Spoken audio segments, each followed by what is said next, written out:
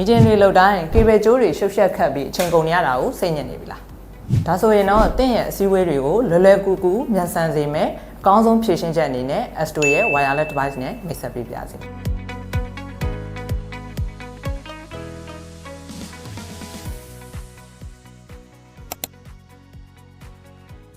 ဒီ Astro device လေးကြောင့် laptop ကနေ click တစ်ချက်နှိပ်လိုက်ရုံနဲ့ wireless presentation ပြလို့ရမှာဖြစ်တယ်လို့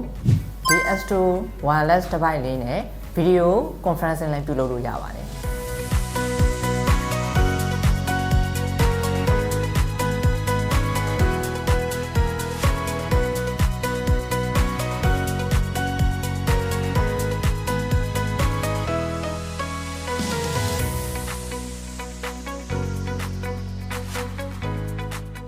ဒီ Astro wireless device နဲ့ device ၄ခုတစ်ပြိုင်နက်တည်း screen တစ်ခုထဲမှာ split screen အနေနဲ့ wireless ပြုလုပ်လို့ရမှာဖြစ်ပါတယ်